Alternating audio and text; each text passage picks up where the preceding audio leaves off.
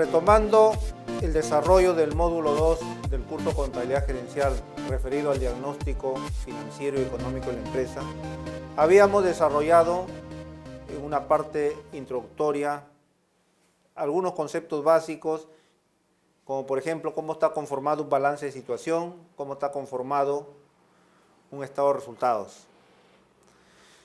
Es importante porque estos dos elementos nos van a permitir poder determinar la verdadera y real situación, tanto desde el punto de vista económico como financiero del negocio. ¿Y esto con qué ánimo? Con el ánimo de que si en algún momento la empresa decide salir al mercado de valores para vender acciones, por ejemplo, obviamente que va a obtener una aceptación por parte de los inversionistas.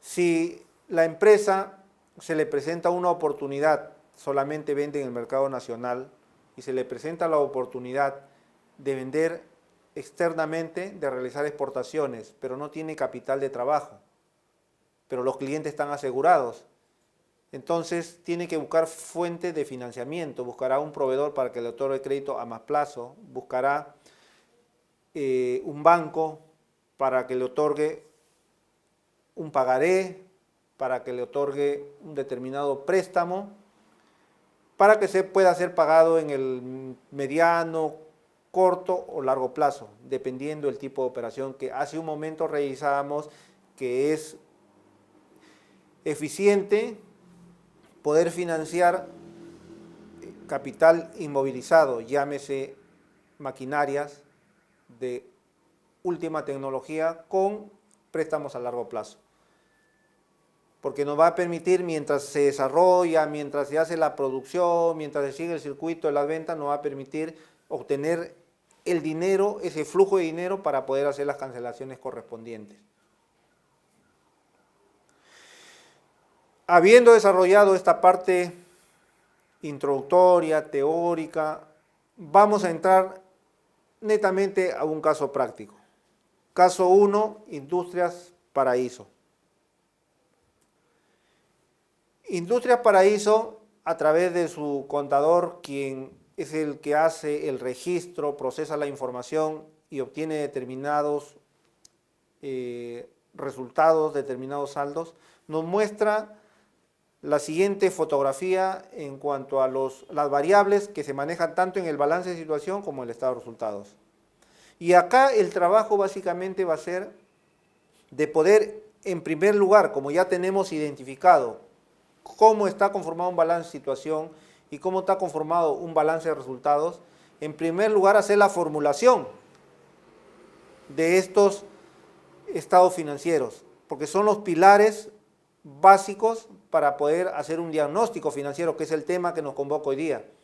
Y el diagnóstico financiero económico lo vamos a realizar a través de los ratios financieros, haciendo los cálculos correspondientes y las interpretaciones, para ver si en realidad nuestra empresa está bien o está mal. Al final, el objetivo de terminar todo este módulo, desarrollando el caso práctico, es saber si la empresa está bien o la empresa está mal. Si necesita hacer una mayor inversión, si necesita capital de trabajos, si la rotación de sus existencias está óptima, si la rotación de su activo inmovilizado, llámese maquinaria, son óptimas, etcétera, etcétera. Tenemos en primer lugar cuentas por pagar a proveedores.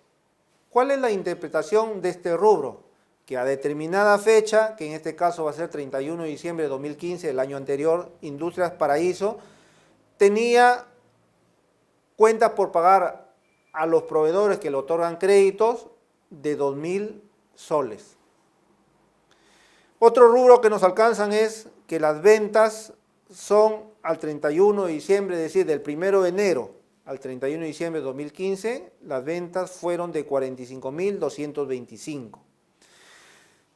La empresa, no todas las ventas lo realiza al contado, también hay ventas que realiza al crédito. Y precisamente al cierre del ejercicio, las cuentas por cobrar de clientes ascienden a la suma de 3.000 nuevos soles. Tenemos una depreciación, 7.500. Hemos indicado que la depreciación es el rubro que nos va a permitir deducir el valor del activo inmovilizado, en este caso el activo fijo, según criterios establecidos, número de años, nivel de producción, cantidad de producción, es decir, utilizando diversos criterios vamos a ir recuperando esta inversión que se realizó. ¿Por qué? Porque esa depreciación a la vez es parte del costo de este producto. Por indicarles, si yo estoy depreciando mensualmente 10 soles de una maquinaria que cuesta 400 y en el mes estoy produciendo 10 productos, quiere decir que a cada producto yo le voy a asignar un sol de depreciación. Entonces, si mi costo es 5 de ese producto más ese sol, sería 6, costo total incluida la depreciación. El cliente viene y me paga los 6 soles, o puede ser más la utilidad, un sol de utilidad 7 soles, el cliente me paga los 7 soles. Con los 7 soles pago al proveedor, que es la materia prima, pago la mano de obra, pago los gastos indirectos de fabricación y me quedo con un sol de depreciación. Ese sol, en la sumatoria del tiempo que voy a ir recuperando, me va a permitir poder cambiar de repente la maquinaria, el activo fijo que tengo. Entonces, esa depreciación realmente es parte de la recuperación de la inversión que se ha hecho en ese activo fijo. Eso en lo que concierne a depreciación. Los gastos administrativos, habíamos conversado en este caso, nos plantean el caso 1.350 soles. Habíamos indicado que los gastos administrativos estaban referidos a todas las erogaciones que se realizan en el negocio, pero que corresponden al soporte de administración, que puede ser personal que trabaja en el área de contabilidad, personal que trabaja en el área de administración, personal de gerencia, los útiles de escritorio que se utilizan, las movilidades que utilizan los ejecutivos, la gasolina, el combustible, el mantenimiento de los vehículos, etc. Es decir, todo lo que está ligado dentro del área administrativa va a ser indicado dentro de este rubro de gastos administrativos. Tributos por pagar, habíamos conversado que es la parte del dinero que se paga a la administración tributaria o al Estado. Puede ser a la SUNAT, puede ser a las municipalidades, porque cada uno, de acuerdo al nivel de gobierno que tiene, gobierno central y gobierno local, imputan ciertos impuestos para que las empresas estén obligadas a hacer las cancelaciones. Habiendo hecho los cálculos de los impuestos, a esta fecha, la empresa, 31 de diciembre de 2015, no ha pagado 500 soles, debe 500 soles. El costo de venta habíamos indicado que es la sumatoria de la materia prima, la mano de obra y los gastos indirectos de fabricación. Como se vendió 45.225, su costo es 38.325, que ya el cálculo ha sido realizado. La reserva, habíamos indicado que es de traer del resultado obtenido, resultado del ejercicio, una cantidad para poder asumir o afrontar cualquier situación de pérdida que pudiera obtener la empresa. Entonces, ahí esa reserva me permite hacer la compensación para poder mantener una situación patrimonial acorde a lo que externamente me están viendo aquellos agentes económicos para prestarme dinero, para invertir en mi empresa, etcétera, etcétera. Dinero en caja, se hizo un arqueo de caja y se encontró 850 soles. Impuesto a la renta, 970, que básicamente concierne al cálculo que he realizado en el ejercicio. Tengo ingresos menos gastos, administrativo, gasto de venta, gastos financieros y tengo ahí una utilidad antes de impuestos. A la SUNAT hay que pagarle el impuesto a la renta. Y el impuesto a la renta es un porcentaje que se realiza respecto a la utilidad derivada de todos esos conceptos que le estoy mencionando. Ese es el impuesto a la renta, hay que hacer el pago al Estado, vía la administración tributaria. Tenemos anticipo de clientes por 400, préstamos a largo plazo, estamos endeudados con una entidad financiera que nos ha hecho un préstamo de 10.500 soles y eso se está pagando de acuerdo al cronograma que nos ha sido facilitado. Gastos financieros, 1.280. Tenemos existencias, hemos hecho un inventario. Al 31 de diciembre las empresas suelen hacer un inventario de sus existencias físico en el campo, hacen el inventario y se determina un inventario valorizado que hay 4.500 soles. Así como existe préstamos a largo plazo de 10.500 soles, tenemos también préstamos a corto plazo, en este caso 1.600 nuevos soles. El corto plazo significa que dentro del ejercicio, si el saldo es al 31 de diciembre de 2015, estos 1.600 deberán ser pagados antes del 31 de diciembre de 2016. Por eso es el corto plazo, antes del vencimiento del año. Posterior al vencimiento del año es préstamos a largo plazo. Capital social, en este caso son 9.000 soles que los accionistas han invertido, están arriesgando para poder obtener algún beneficio futuro. Inversiones en valores, habíamos indicado si existe disponibilidad de dinero y el gerente financiero ve la oportunidad de invertir en determinados valores que se negocian en el mercado y le va a dar un margen de rentabilidad que va a ser razonable, que va a ser apetecible a las inversiones o al riesgo que quisieran correr en el mercado, aquellos inversionistas, entonces toma la decisión y hace la compra de estos fondos mutuos, hace la compra de las acciones que se están vendiendo en el mercado de valores. Maquinaria y equipo, 28.340. La maquinaria y equipo habíamos dicho que es el activo inmovilizado, es el activo que está fijo ahí en la planta. Si es una empresa industrial, una empresa de plástico, por ejemplo, tiene las extrusoras que van a fabricar y ese inventario que se hizo al 31 de diciembre de 2015, la maquinaria y equipo tiene una valorización o un costo de 28.340.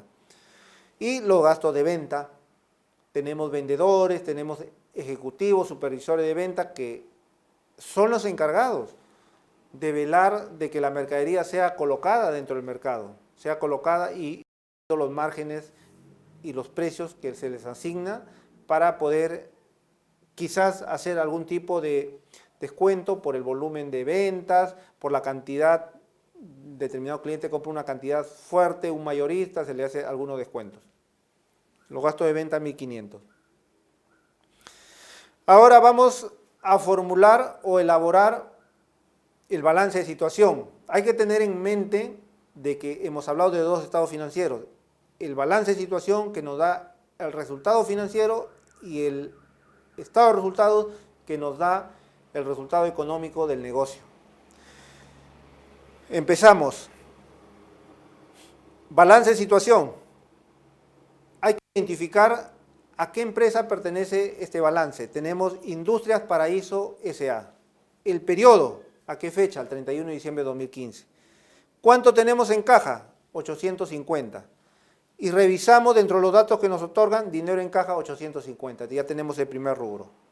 Tenemos cuentas por cobrar. 3.000. Revisamos para dar la consistencia y tenemos cuenta por cobrar 3.000. Tenemos existencias 4.500. Existencias en el dato 4.500. Tenemos inversiones en valores 2.250, inversiones en valores 2.250. Tenemos maquinaria y equipo 28.340, maquinaria y equipo 28.340. Depreciación 7.500, depreciación 7.500. Con esto hemos conformado la parte del activo. Quiere decir, de todos los rubros que hemos mencionado, que hemos explicado, hemos descrito en el caso 1, Industrias Paraíso, todos esos rubros, solamente la parte que corresponde al balance de situación, que son, hemos dicho, la parte del activo, las inversiones que ha realizado la empresa, tenemos caja, cuenta por cobrar, existencia, inversión en valores, maquinaria, equipo y depreciación. Todos esos rubros conforman las fuentes de inversión. Acto seguido vamos a ver el pasivo y patrimonio, que son las obligaciones que tiene la empresa, es el capital que ha invertido la empresa. Entonces vamos a ir ubicando en cada rubro, proveedores, anticipo de clientes, el importe que corresponda. Tenemos proveedores. Proveedores tenemos cuentas por pagar proveedores 2.000 soles. Ya hemos explicado a qué se debe esa cuenta contable o qué datos recoge esa cuenta contable. Tenemos anticipo de clientes, 400 soles. Tenemos tributos, 500. Préstamos a corto plazo, 1.600 soles. Préstamos a largo plazo, 10.500. Los préstamos a largo plazo, 10.500. Con esta parte hemos conformado y hemos elaborado la parte que corresponde al pasivo de la empresa, ¿sí? Todas las obligaciones que tiene la empresa. La empresa tiene obligaciones con proveedores, tiene obligaciones con los clientes por los anticipos recibidos, tiene obligaciones con el Estado a través de los tributos, tiene préstamos con las entidades bancarias que han sido clasificadas en préstamos de corto plazo y de largo plazo. Y nos faltaría la última parte, que es el patrimonio.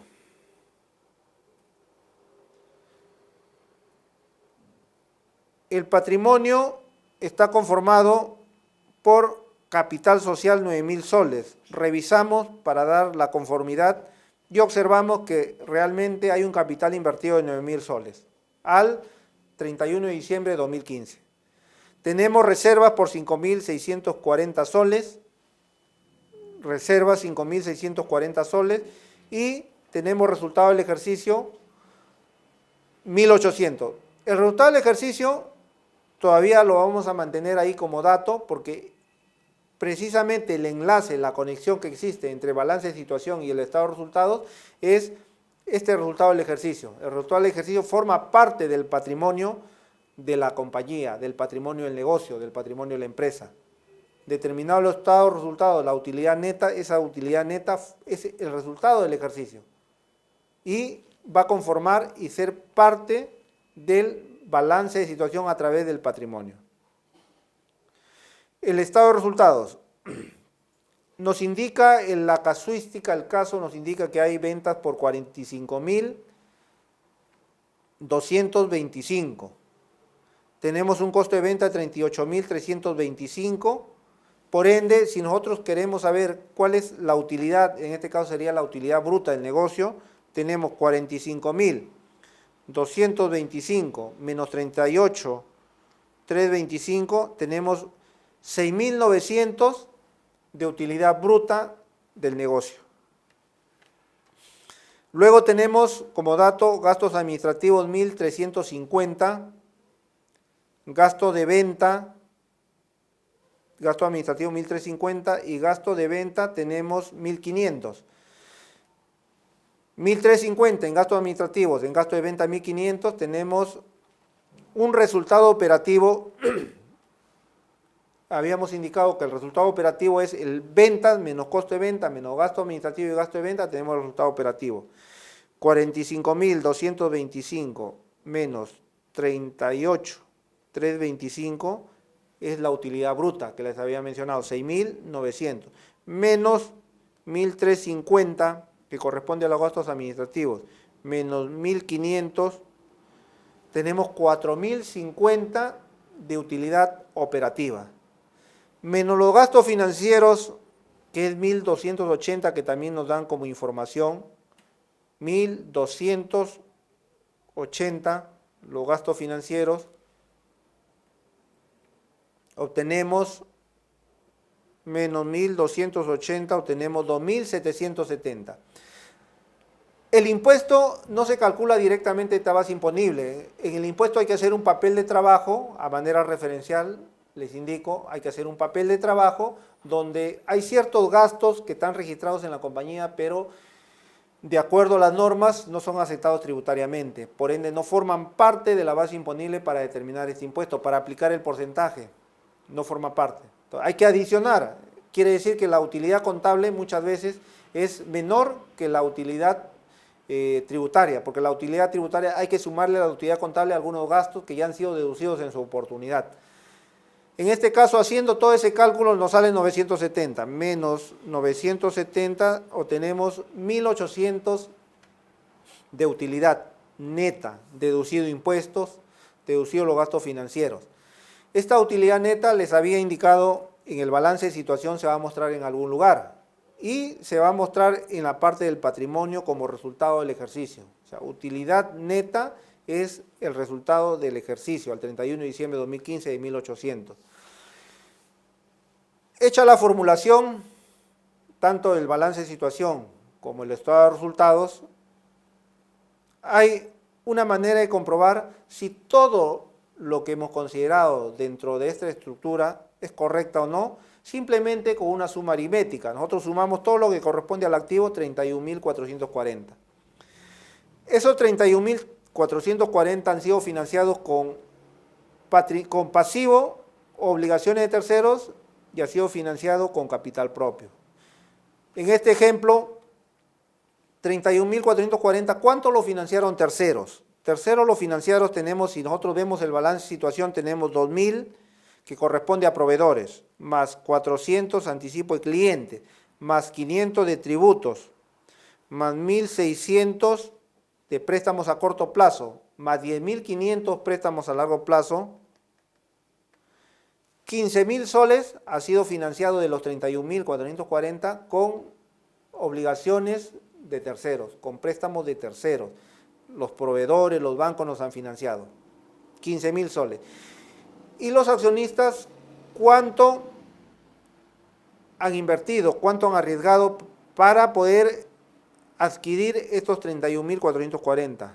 Tenemos 9.000 de capital social, 5.640 de reservas y 1.800 de la utilidad, que forma parte también, porque ese es parte del dinero del accionista.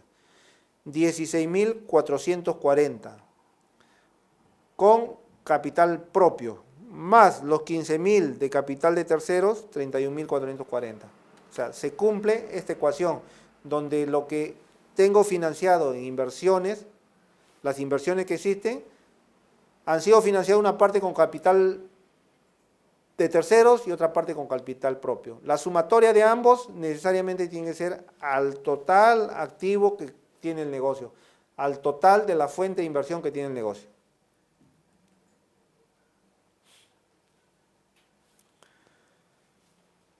Obtenido el balance de situación y el estado de resultados, y entendiendo que existe una conexión de la utilidad neta dentro del balance de situación que va a ser el resultado del ejercicio, en este caso 1.800 soles, vamos a pasar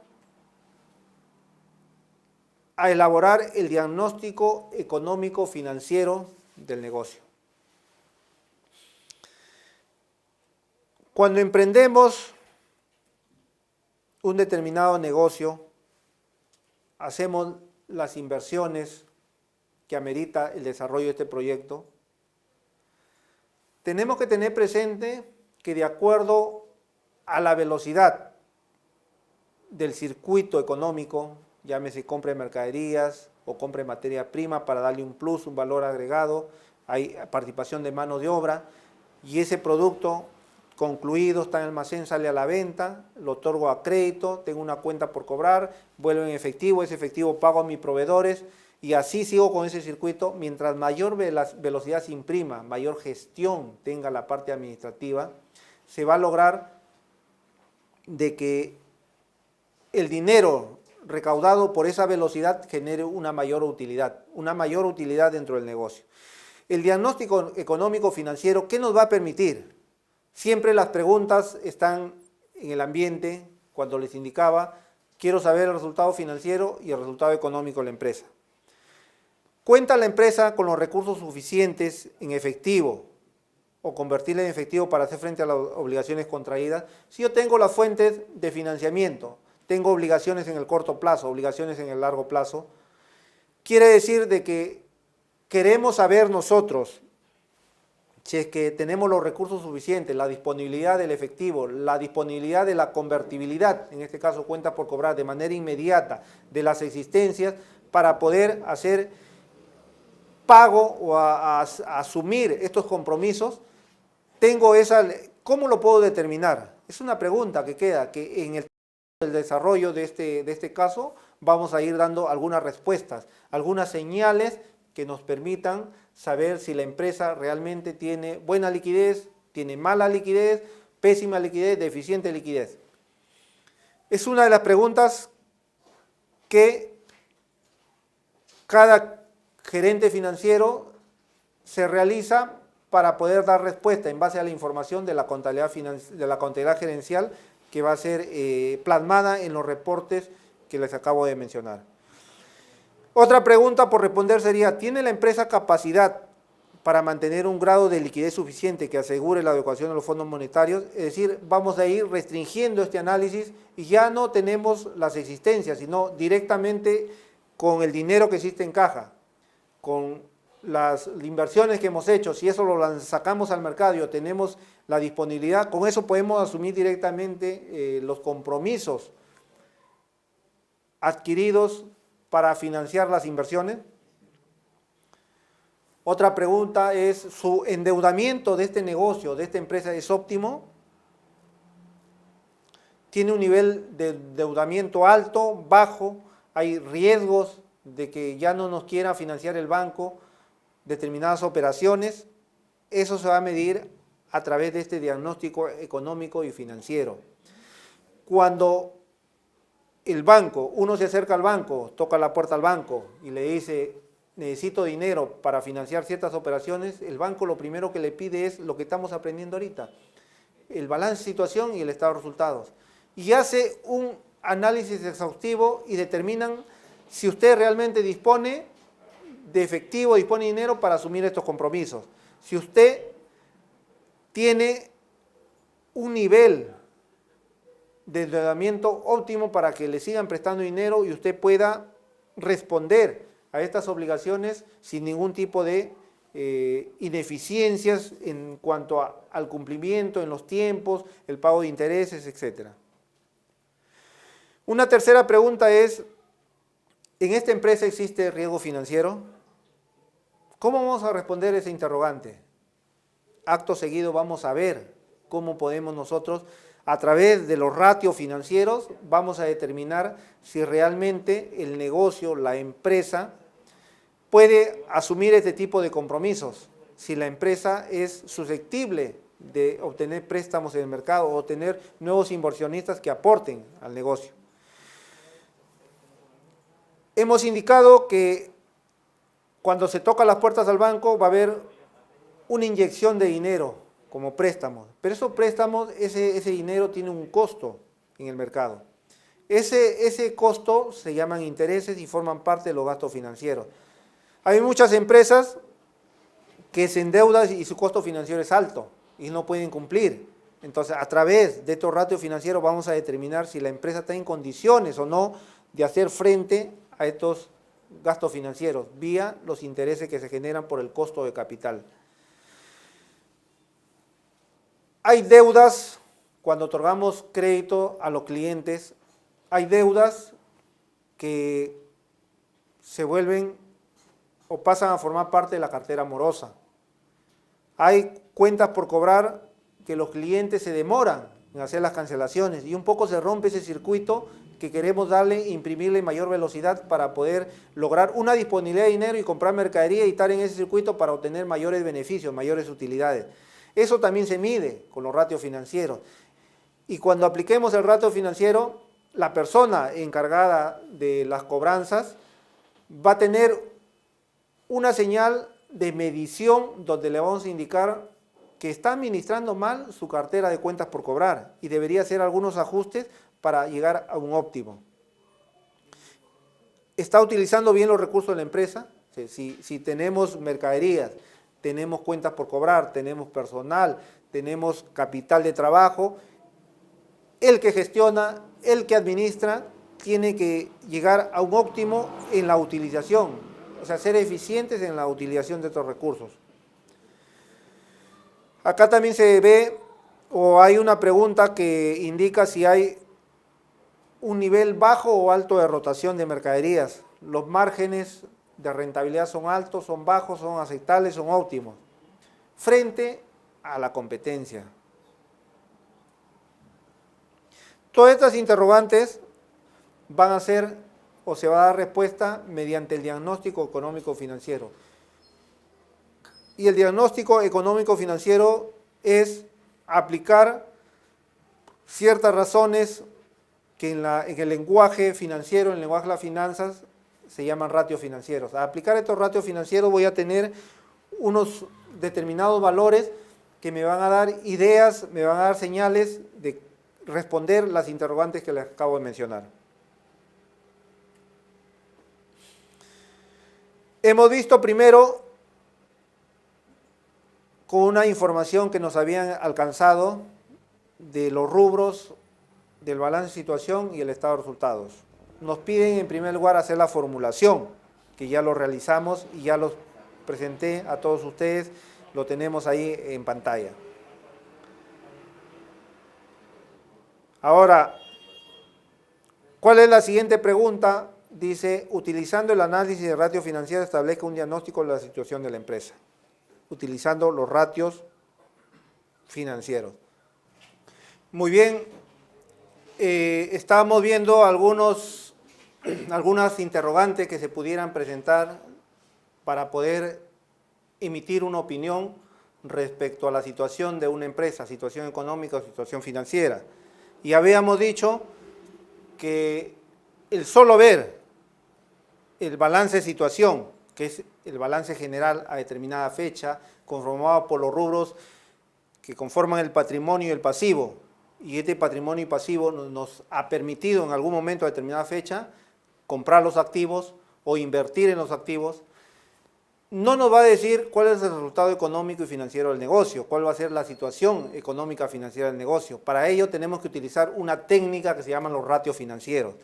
Y los ratios financieros precisamente nos va a permitir dar respuesta a las interrogantes que les había mencionado, como si tiene capacidad para lograr pagar sus obligaciones, si la empresa tiene una estructura de endeudamiento que es la más óptima, si es quizás una empresa donde el solo hecho de tener un factor determinado por ese nivel de endeudamiento, algún proveedor o algún banco va a querer arriesgar, si su riesgo va a ser alto o va a ser bajo.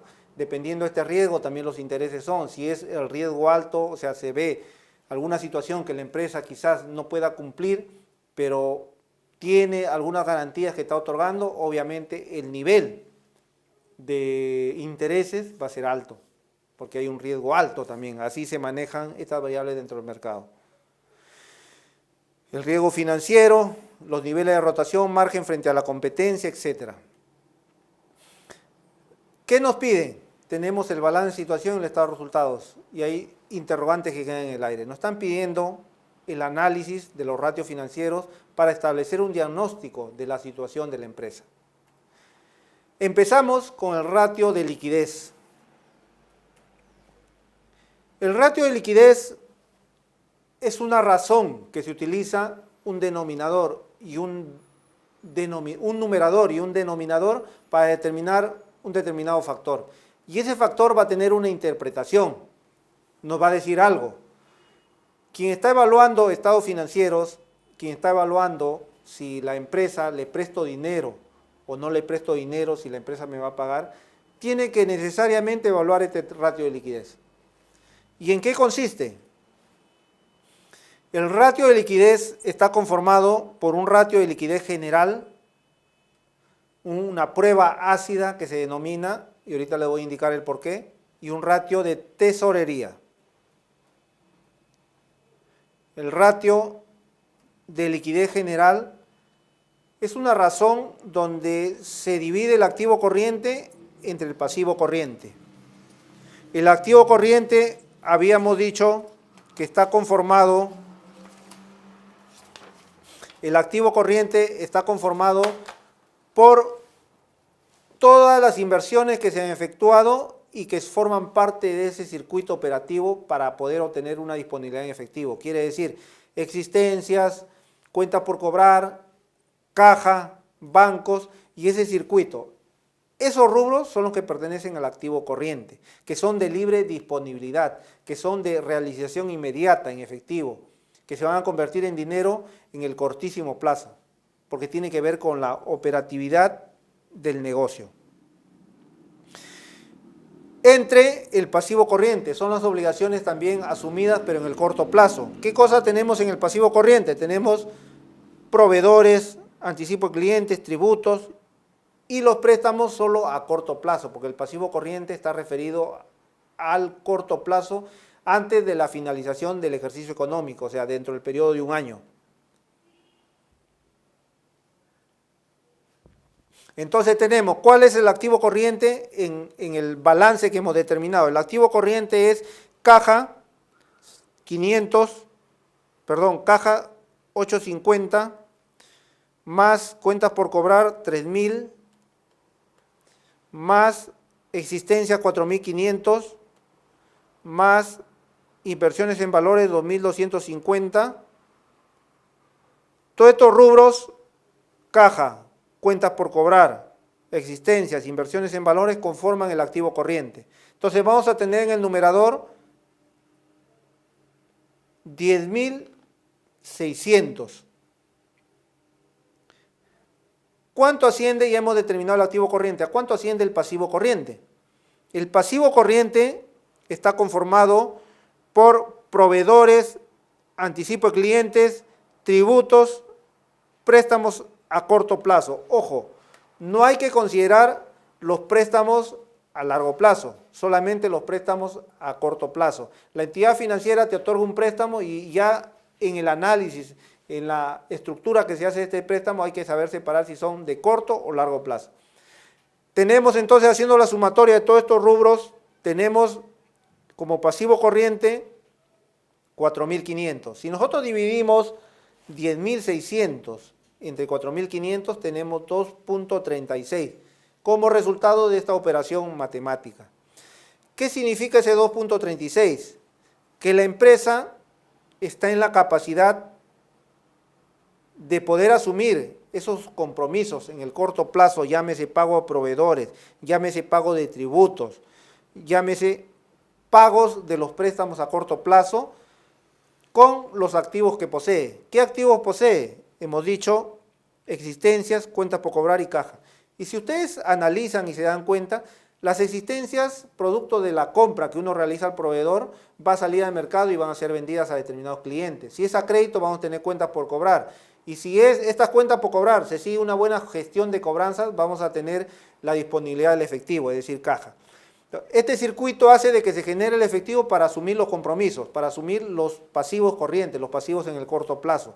Para asumir esos compromisos, la empresa tiene que estar con un nivel de esta razón o este coeficiente alta. Este nivel, en el caso específico de la casuística que estamos viendo, de Industrias Paraíso, al 31 de diciembre de 2015, es 2.36. ¿Es un nivel aceptable?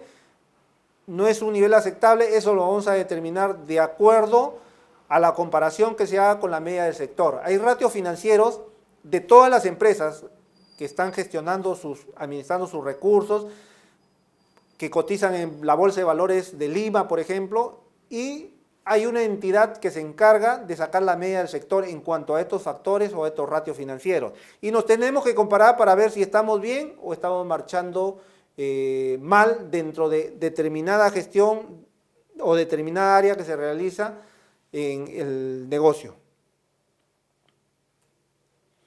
Si queremos ser más rigurosos en el análisis de esta liquidez que tiene la empresa para poder asumir sus pasivos corrientes, sus obligaciones, simplemente vamos a retirar del activo corriente las existencias, porque ustedes deben entender que las existencias tienen una cantidad mayor de días en poder ser colocadas en el mercado y poder obtener la disponibilidad del dinero, si es al contado o si es al crédito, debemos esperar un plazo adicional.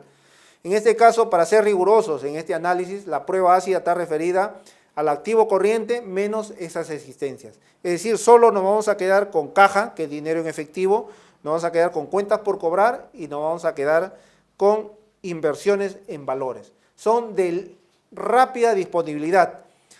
¿Cuánto nos sale el factor? Sumamos el activo corriente, que es 10.600, menos las existencias, que es 4.500, obtenemos 6.100. Tenemos 6.100 en el numerador, o sea, activo corriente menos las existencias. Nos da un número como numerador 6.100. Y en el pasivo corriente es el mismo importe, 4.500 soles. 6.100 entre 4.500 tenemos una razón de 1.36. Es decir, la empresa está en capacidad de poder afrontar y asumir ese compromiso del pasivo corriente para pagar a los proveedores, los tributos y los préstamos a corto plazo en 1.36. Es decir, paga y se va a quedar con 0.36. Por cada sol de compromiso de deuda, que está conformado por todos los rubros que le estoy mencionando, tiene 1.36 soles para asumirlos, afrontarlos, es decir, se va a quedar con un saldo de 0.36.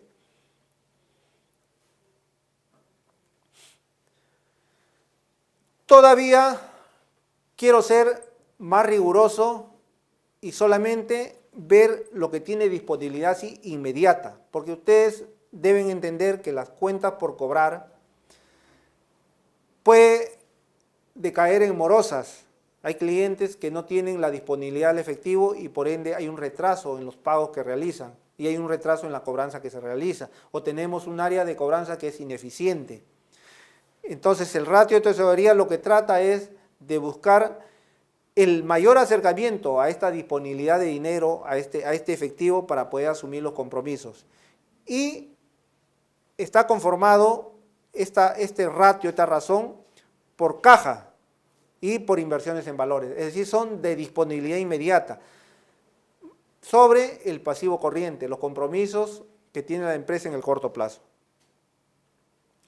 Sumamos caja, 850, inversiones en valores, 2.250 y obtenemos 3.100. Entre los 4.500 que conforman las obligaciones en el corto plazo, o sea, el pasivo corriente, tenemos 0.69. ¿Cómo se interpreta?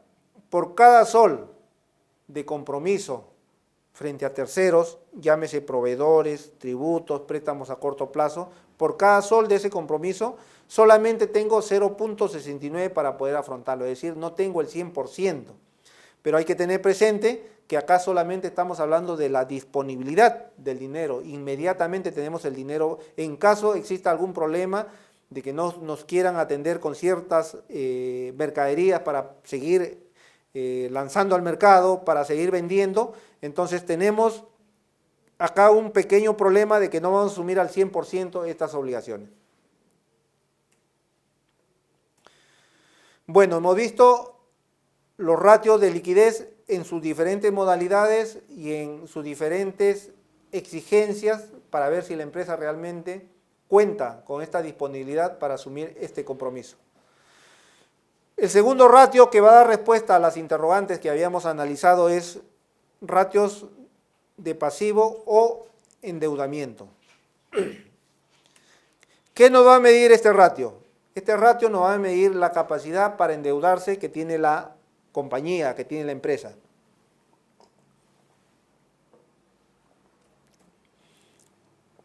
Hay una relación entre la fuente de financiamiento de terceros y fuente de financiamiento propia. Entonces queremos ver cuál es el óptimo o si la empresa, todas sus inversiones lo ha hecho con capital propio, lo ha hecho con fuente de tercero o hay una, se podría decir, entre lo que arriesga el tercero y lo que arriesga el capital hay una proporción igualitaria. Recuerden, cuando estudiamos la estructura financiera, observamos de que teníamos en un determinado caso que 10% era invertido por el accionista y 90% por terceros. Si yo me presento con esa estructura y me voy a la entidad financiera, no me va a prestar dinero. ¿Por qué? Porque el inversionista no arriesga casi nada, 10% del total del 100%. Entonces, si es 50%, 50% sí, hay una situación óptima que el banco va a analizar y va a indicar, sí, le podemos prestar, pero analizando lo que es los ratios de liquidez, tanto en sus diversas versiones, liquidez general, su prueba ácida, y si encuentra conforme, recién va a dar el visto bueno para que pueda hacerse el préstamo correspondiente. Entonces, el ratio de pasivo o endeudamiento nos mide la capacidad que tiene la empresa para endeudarse. ¿Cuál es la razón que nos va a permitir determinar y dar respuesta a estas interrogantes? ¿Puede la empresa endeudarse más? Tenemos el ratio de endeudamiento total. El ratio de endeudamiento total se va a determinar mediante la siguiente razón: deuda total entre pasivo y patrimonio.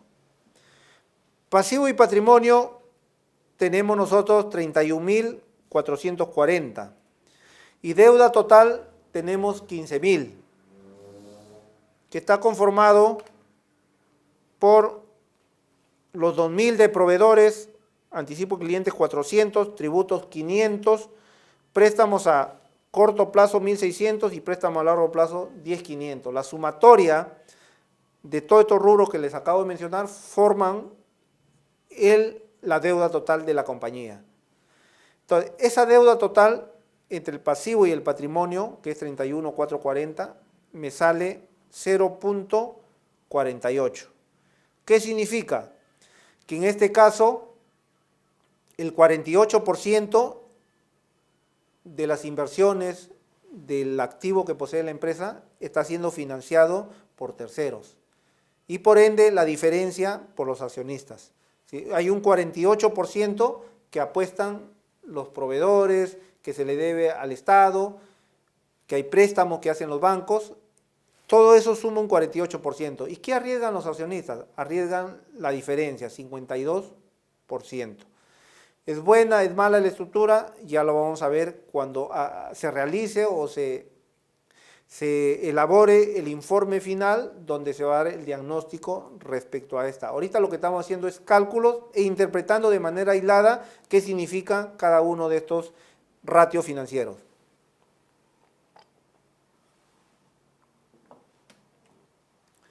Cobertura de intereses. Les había mencionado que la empresa recurre siempre a entidades financieras para poder financiar sus operaciones. Si necesita ampliar su planta industrial, si necesita renovar sus maquinarias por un desfase entre las máquinas actuales y las máquinas que tienen una tecnología mayor que nos va a permitir de repente reducir costos.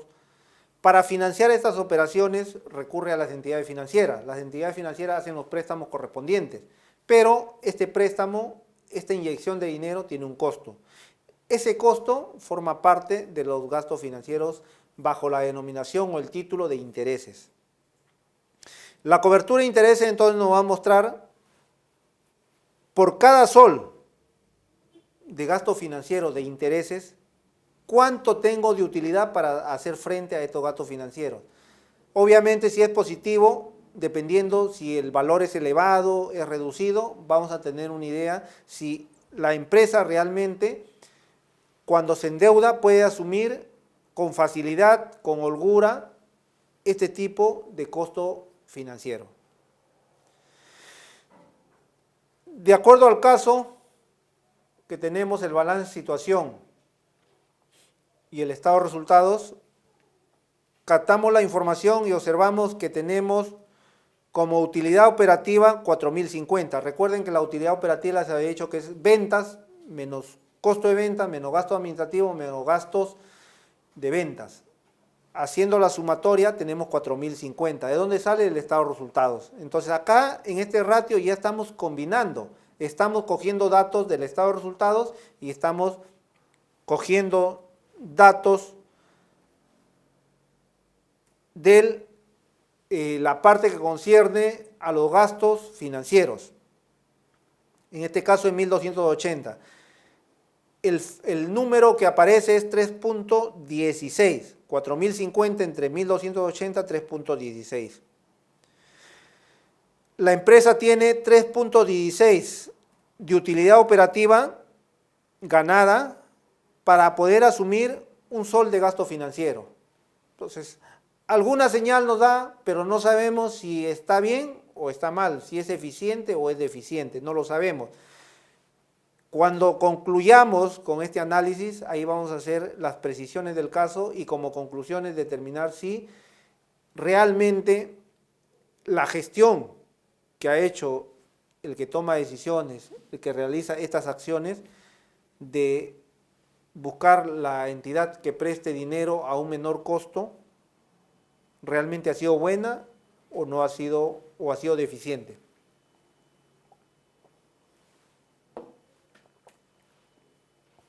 Hemos concluido con los ratios de endeudamiento, que significa el endeudamiento total y la cobertura de intereses. Ahora vamos a ver los ratios de actividad. ¿Qué son los ratios de actividad?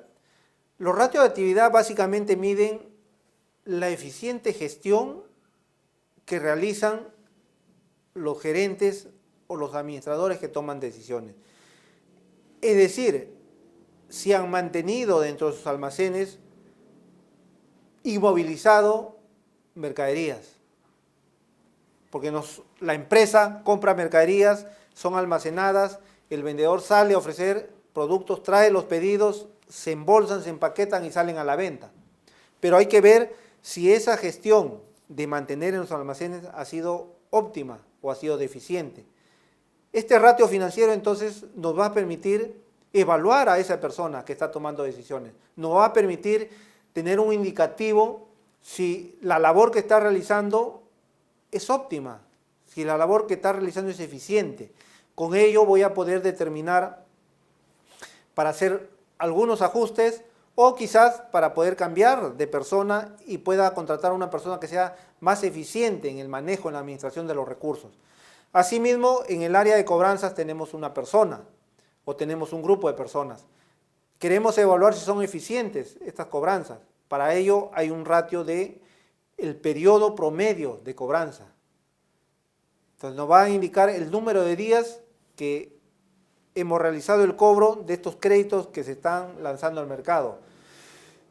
Y ahí vamos a ver si la gestión fue eficiente de esta persona. Todo esto lo vamos a poder interpretar, lo vamos a poder leer, le vamos a poder dar lectura de los ratios de actividad. El primer ratio tenemos el periodo medio de cobro.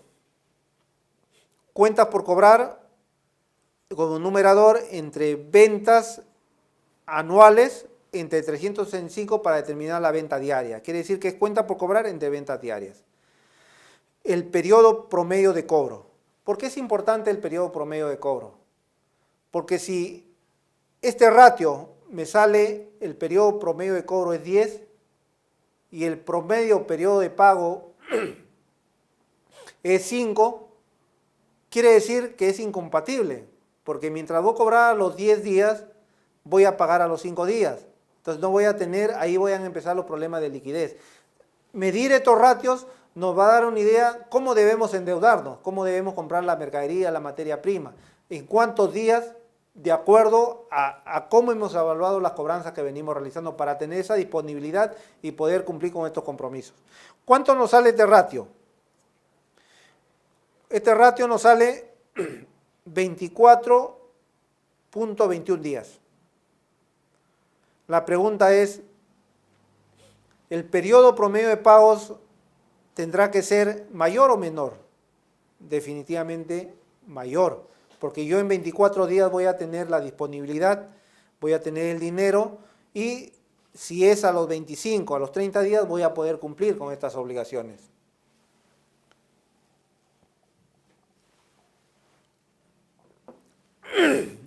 Ratio de rotación de existencias. Es el segundo ratio que tiene que ver con los ratios de actividad. El ratio de rotación de existencias está dado por la razón entre las ventas menos los inventarios. La información lo vamos a capturar, las ventas lo tenemos en el estado de resultados. Los inventarios, el dato está en el balance de situación. Entonces, capturamos esa información y obtenemos la siguiente razón. Las ventas habíamos dicho que es 45.225. Los inventarios, de acuerdo, ustedes revisan el estado de situación o el balance de situación o el balance general, los inventarios son 4.500. Entonces, esa razón de rotación de existencias nos sale 10.05. Si nosotros queremos llevarlo a días, simplemente dividimos 365 días que tiene el año entre 10.05, tenemos 365 entre 10.05, tenemos 36. 36 días que permanecen las mercaderías, las existencias dentro del almacén. ¿Es bueno, es malo? No sé, tendríamos que comparar con algo para saber. Pero esta razón nos dice que nuestras existencias lo mantenemos en el almacén por 36 días. Cada 36 días salen y son colocadas a los clientes. Y acá tiene que ver mucho también la gestión de los vendedores, porque si bien hay personas dentro del almacén que van a custodiar estas mercaderías, pero ellos no son los encargados de sacar los productos para poder hacer entrega a los clientes, porque está en base a los pedidos que se realicen, a la gestión que realicen los vendedores.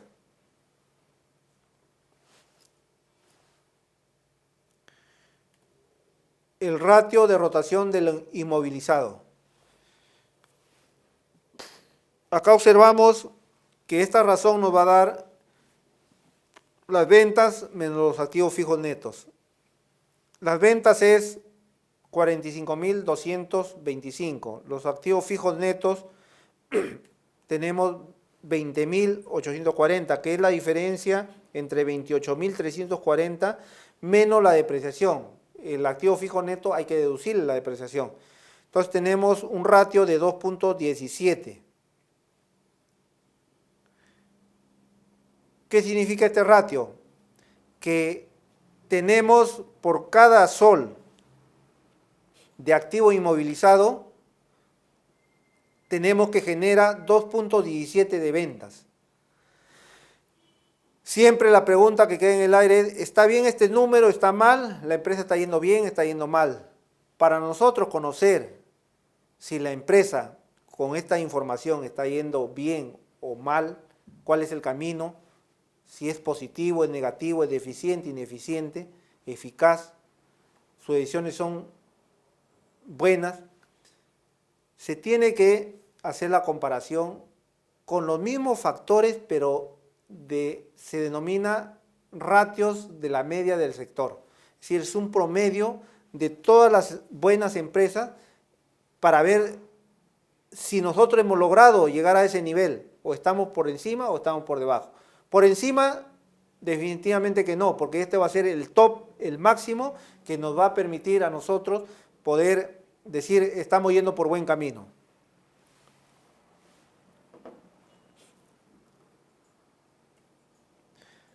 De la misma manera, el ratio de rotación del activo total, ventas sobre activos totales. Es decir, por cada sol de activos totales estoy generando ventas por X soles. En este caso, la rotación viene dado por 1.44, que es dividir las ventas, 45.225 entre 31.440, que es el total activo. Quiere decir, la interpretación es de que por cada sol de activo total estoy generando venta por un sol 44. Igual, ¿es bueno, es malo este indicador? Tendríamos que comparar con la media del sector, que nos va a decir si realmente la gestión que se ha hecho en lo que es las ventas y la gestión en los recursos, tanto el activo inmovilizado como el activo corriente, ha sido eficiente. Culminado estos ratios de actividad que tienen que ver con la rotación de las existencias, la rotación de las cuentas por cobrar, vamos a entrar a los ratios de rentabilidad. Los ratios de rentabilidad ya nos van a indicar los márgenes de utilidad, si la empresa ha obtenido utilidad, si la empresa ha obtenido ganancia. Esto también se hace haciendo las comparaciones entre las variables que les voy a mostrar a continuación. Por ejemplo, el margen de beneficio neto sobre las ventas está determinado por la utilidad neta entre las ventas.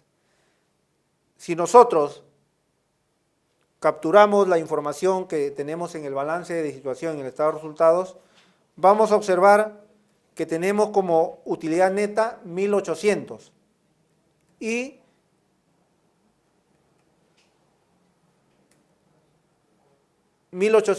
tenemos como ventas 45.225. Para llevarlo al punto porcentual o al cálculo porcentual, tenemos un margen de beneficio neto sobre ventas de 3.98%. Por cada sol vendido, la empresa obtiene 3.98% de utilidad neta. Esta utilidad neta es deducido los impuestos de ley, deducido los costos financieros. 3.98% de ese sol va a ser el beneficio del accionista, porque es la utilidad que ya ha deducido todo, tanto impuesto como costo financiero, participación de trabajadores, va a permitir hacer la distribución vía dividendos. Entonces, este punto lo analizan cuando la empresa está lanzando al mercado determinadas acciones y necesita obtener un financiamiento, pero vía capital social, ampliando el número de acciones o ampliando el valor de las acciones, ¿no? La persona que va a invertir necesariamente tiene que evaluar mediante este ratio para darse cuenta si la empresa es rentable, si la empresa obtiene utilidad y cuál es el porcentaje. Tenemos la rentabilidad económica que está dado por la utilidad operativa entre los activos totales. Entonces, este activo total, ¿cuánto genera de utilidad operativa? En este caso tenemos 4.050, la utilidad operativa, habíamos dicho la utilidad operativa es las ventas, menos el costo de venta, menos los gastos administrativos, menos los gastos de venta. Haciendo la sumatoria tenemos 4.050, entre los activos totales que son 31.440. Entonces, un sol de activo total me genera el 12.88% de utilidad operativa. ¿Es buena? ¿Es mala? ¿Es eficiente? ¿Deficiente? Tendríamos que comparar con la media del sector. La rentabilidad financiera. La rentabilidad financiera está dado por la razón entre la utilidad neta y los recursos propios. Los recursos propios vienen a ser el financiamiento propio de la empresa, es decir, el dinero que colocan en la empresa los accionistas para poder realizar estos proyectos o negocios. Utilidad neta, habíamos visto del estado de resultados que es 1.800 soles entre los recursos propios, que está conformado por el capital social 9.000 soles, la reserva 5.640 y el resultado del ejercicio 1.800, la sumatoria es 16.440. El resultado de este coeficiente es 10.95%. Significa entonces que por cada sol que invierten los accionistas se está generando una utilidad neta del 10.95% en favor de los accionistas. Hemos revisado ratios financieros de liquidez, hemos revisado ratios financieros de actividad, ratios financieros de rentabilidad, y toda esta información, todos estos cálculos obtenidos, lo vamos a plasmar en una hoja de trabajo que es el informe final. Y mediante esta apreciación de esta comparación, nos va a permitir decir si la empresa está bien económicamente, si está bien financieramente, o tiene algunos problemas para hacer los ajustes correspondientes. Ustedes observan, en este resumen de ratios financieros, tenemos todos los ratios que pertenecen al cálculo que hemos hecho de la empresa Industrias Paraíso S.A. y que ha sido determinado a través de la diferente captación de la información que nos ha sido entregada al inicio del desarrollo de este caso. Tenemos La liquidez general, ustedes revisan y van a obtener ahí o van a captar que 2.4 ha sido la liquidez general de la empresa al 31 de diciembre de 2015. Liquidez inmediata 1.4, tesorería 0.7. Tenemos ratios de endeudamiento total 0.48, cobertura de intereses 3.16. Ratios de actividad, periodo medio de cobro 24.21 días, rotación de inventario 10.1, rotación de activos fijos 2.2, rotación de activos totales 1.4. En los ratios de rentabilidad hemos obtenido margen de beneficio 3.98, rentabilidad económica 12.88 y rentabilidad financiera 10.95, lo que habíamos obtenido en el último ratio calculado.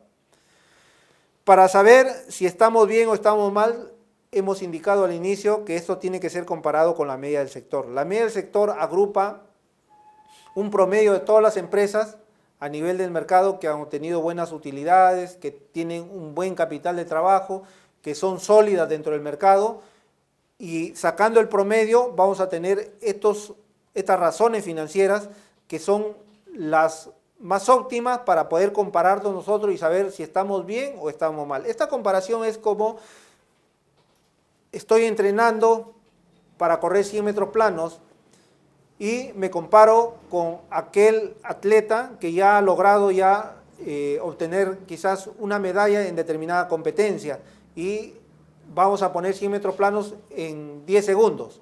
Al hacer esta comparación, mi exigencia va a ser mayor, porque yo voy a ver como punto de referencia para lograr esos 10 segundos y poder quizás de manera eficiente obtener estos buenos resultados. De la misma manera, la empresa también a través de sus ratios de liquidez obtenidas se va a comparar con la media del sector. El óptimo es llegar a esa media del sector. Si no llega, vamos a indicar que de repente es deficiente, como lo vamos a ir plasmando en las conclusiones de este caso. En liquidez general tenemos que la media del sector es 2.4. Frente a 2.4 la empresa, entonces estamos bien. En liquidez, en el primer ratio, la empresa es eficiente. Liquidez inmediata, la media del sector 1.1 y la empresa 1.4. Entonces ahí hay una pequeña diferencia, pero también nos estamos acercando. O sea, ha habido trabajo, ha habido gestión en cuanto a la obtención de esta liquidez. ¿Cómo se obtiene esta liquidez? Hemos dicho con la velocidad de la colocación de las mercaderías en el mercado, de la gestión de las cobranzas, obtenemos el disponible. Entonces, ese disponible es la liquidez que tiene la empresa para hacer frente a los compromisos en el corto plazo. Y tesorería, estamos bien porque en la media del sector 0.6 y la empresa 0.7. Entonces, como un primer punto en los ratios de liquidez podemos decir que no presenta la empresa problema de liquidez. La empresa tiene un manejo óptimo en lo que es colocación de productos, en lo que es rotación de las mercaderías, en lo que es la gestión de las cobranzas y la disponibilidad de efectivo para hacer frente a estas obligaciones en el corto plazo. Entonces, la liquidez de la empresa es buena. Ratio de endeudamiento. También igual la comparación entre el endeudamiento total, que es 0.48, y la media del sector, que es 0.35. Acá sí existe un problema y se visualiza, porque si yo tengo como media del sector 0.35, que es el tope, se puede decir, de la eficiencia dentro del promedio de las empresas que están manejando un nivel de endeudamiento, pero la empresa tiene 0.48, entonces hay problemas que en el informe final lo vamos a expresar. La cobertura de intereses, la media del sector tiene 7 y la empresa tiene 3.16. Los ratios de actividad, por ahí estamos, 22 días frente a 24.21 días de la empresa. Rotación de inventarios, tenemos 8.8 como media del sector y 10.1 lo que indica la rotación de inventario de la empresa. De igual forma, rotación de activos fijos 2.2 la empresa y 4.8, rotación de activos totales 1.4 frente a 2.1. Acá sí notamos que hay ciertas diferencias y estas diferencias obviamente indican que hay una mala gestión en la actividad de la empresa. En la gestión de los recursos, llámese inventarios, llámese activos fijos, Acá se puede dar el caso de que la empresa tenga activos fijos como capacidad instalada ociosa. Es decir, si la media del sector indica que la rotación de activos fijos debe ser 4.8, acá estamos 2.2. O sea, hay una capacidad ociosa instalada. Y por último, los ratios de rentabilidad. Media del sector 4.9, el margen de beneficio sobre o respecto a 3.98. También hay una diferencia, es decir, la media del sector tiene una mayor rentabilidad y la empresa no llega todavía a ese nivel. Rentabilidad económica, también hay una diferencia, 12.88 frente a 16.55. Lo óptimo es llegar a ese 16.55 o acercarse, ¿no? Y la rentabilidad financiera de igual manera, 10.95 a 14.55. Si obtenemos un 14.55, diremos de que estamos bien. Hemos hecho una buena gestión en el movimiento, en la interacción de todas las variables del negocio, en la toma de decisiones que hemos efectuado. Conclusiones. La empresa no presenta problema de liquidez. Le hemos observado, le hemos analizado y en los ratios nos indican frente a la comparación con el ratio de la media del sector. No presenta problema de liquidez. Tiene un riesgo financiero elevado, obviamente, porque hemos dicho que el endeudamiento debería ser, en lo que es endeudamiento total 0.35 y la empresa tiene 0.48. El riesgo financiero es elevado. La pregunta es, ¿algún banco apostará en prestar dinero a esta empresa? No. ¿De quién depende que el riesgo financiero sea elevado? De la gestión que realicen los accionistas, de la gestión que realicen quienes toman decisiones en cuanto a conseguir capital, en cuanto a trabajar con capital propio, etcétera, etcétera. Como conclusión 3, existe una sobredimensión del inmovilizado respecto a su nivel de operaciones. El inmovilizado, nosotros debemos tener 4.8 y tenemos 2.2, es decir, tenemos capacidad ociosa, hay una rotación súper menor de lo que nos dice la media del sector. Y el margen de beneficio neto inferior a la media, o sea, no logramos esos resultados que tenemos con factor de, en cuanto al margen o la rentabilidad económica, tenemos 16.55 y la empresa ha obtenido 12.88. Es decir, no logramos llegar a esa media del sector.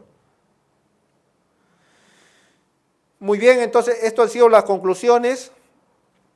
Y acto seguido hay, para concluir ya, un caso que tienen que desarrollar, que está referido a elaborar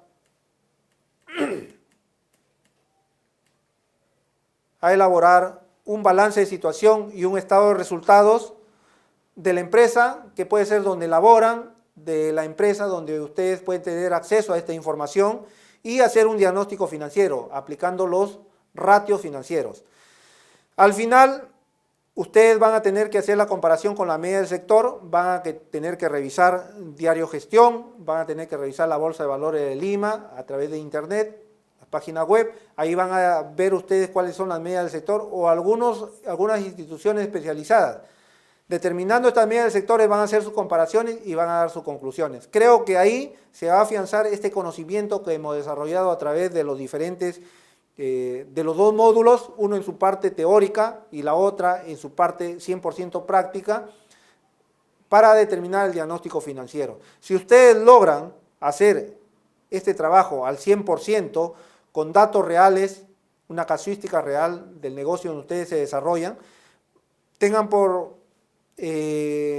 comprendido que el 100% de lo discernido en estos módulos van a permitir a ustedes que puedan fácilmente aplicarlos en sus negocios, haciendo los ajustes correspondientes a las variables que se pudieran presentar. Por ejemplo, si ustedes encuentran una deficiencia en la rotación de las cuentas por cobrar, no solo queda ahí, ustedes van a recomendar. Cada variable donde encuentran una debilidad, van a tener que hacer la recomendación del caso. Y esa recomendación es de que se ajuste ese grupo humano, por ejemplo, que está realizando las cobranzas y lo está haciendo de manera deficiente. Es decir, de repente cambiarán las políticas, ya no tendremos mercaderías inmovilizadas, contrataremos más vendedores que salgan al mercado y puedan traer nuevos pedidos para hacer una rotación más eficiente de estas mercaderías.